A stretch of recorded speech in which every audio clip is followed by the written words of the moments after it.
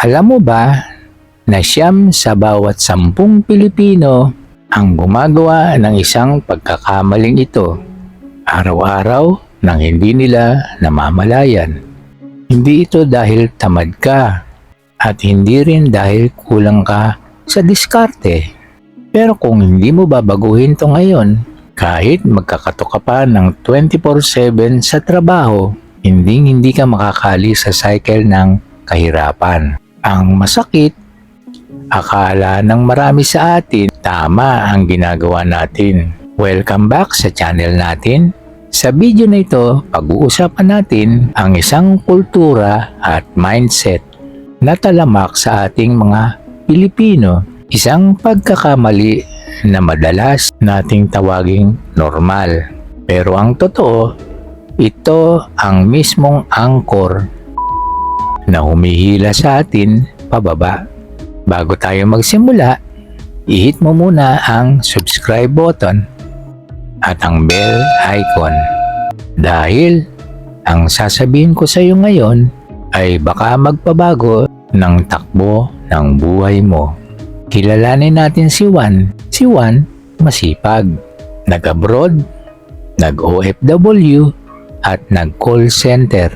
Kumita ng malaki. Ang unang ginawa, nagpa-boodle fight, bumili ng kotse, at naging pambansang bangko ng pamilya at kapitbahay. Ang akala ni Juan, okay lang kasi pamilya naman. Pero paglipas ng 5 taon, walang naipon si Juan. Nagkasakit siya. Walang makatulong sa kanya. Bakit? Dahil pumasok siya sa bitag ng pang-ekonomiyang puwersa, ng utang na loob at labis na paggastos. Ito ang pag-uusapan natin ngayon. Una, ang utang na loob bilang retirement plan. Ang unang muka ng pagkakamaling ito ay ang pagtrato sa mga anak o kapamilya bilang retirement plan. Maraming Pilipino ang nagpapalaki ng mga anak na may mindset na paglaki mo, ikaw naman ang mag-aahon sa atin sa kahirapan. Dahil dito, ang mga anak kapag nagkatrabaho, hindi makapag-ipon para sa sarili nilang pamilya dahil pasan ang buong angkan. Nagiging cycle ito ng kahirapan. Pangalawa, one time, big time at YOLO mindset. Ang hilig natin sa isang gabi ng karangyaan, isang taong pagbabaon sa utang, magpipiesta, mangungutang, magbe-birthday ang anak na 1 year old, magpapasailalim ng 5-6 para lamang may maipakain sa mga kapitbahay. Ang katwiran, minsan lang naman o YOLO, you only live once.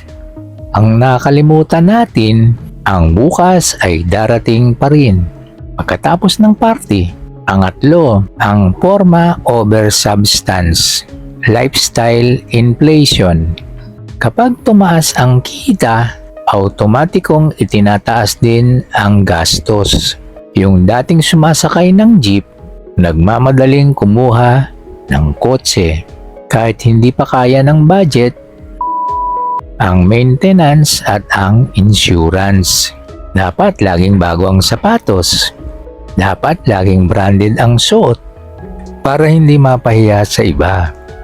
Pinayayaman natin ang hitsura sa labas habang naghihingalo ang bank account natin sa loob. Pang-apat, kawalan ng emergency fund. Ang bahala na mind. Umaasa tayo sa bahala na si Batman. Kapag may krisis, maraming Pilipino ang wala kahit 5,000 na nakatabing cash para sa emergency.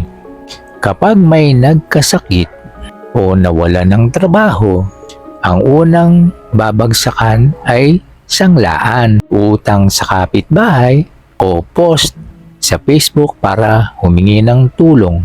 Ang emergency fund ay hindi karangyaan. Ito ay proteksyon. Ang 5, takot sa pag-invest. Kawalan ng financial literacy. Takot tayong mag-invest sa mga legit na paraan tulad ng pag-ibig MP2, stocks o insurance dahil buhay gubat daw o matagal ang kita. Pero kapag may nag-alok ng double your money sa loob ng isang buwan, mabilis pa sa alas 3 na ibibigay ang perang pinaghirapan.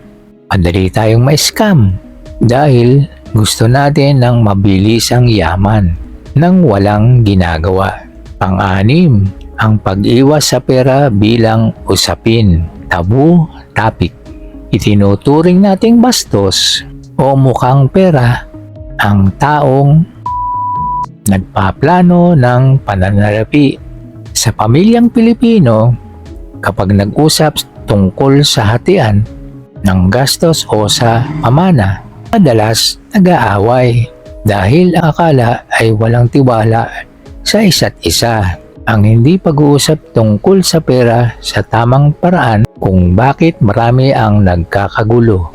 Kapag dumating ang matinding krisis, ang pagkakamali ng maraming Pilipino ay hindi ang kawalan ng pera, kundi ang kawalan ng kontrol sa sistema ng paggamit nito. Hindi mo kasalanan kung ipinanganak kang mahirap, pero kasalanan mo na kung hahayaan mo ang maling kultura ng pananalapi ang magdidikta sa kinabukasan ng mga anak mo.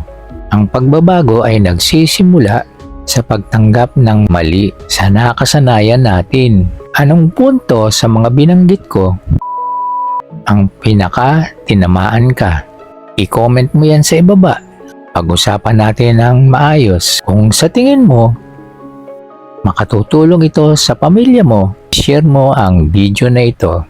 Huwag kalimutang mag-like at mag-subscribe para sa susunod nating usapang may kabuluhan. Ako si Orly. Ang tunay na yaman ay nasa tamang kaalaman. Kita-kits sa susunod na video. Bye-bye!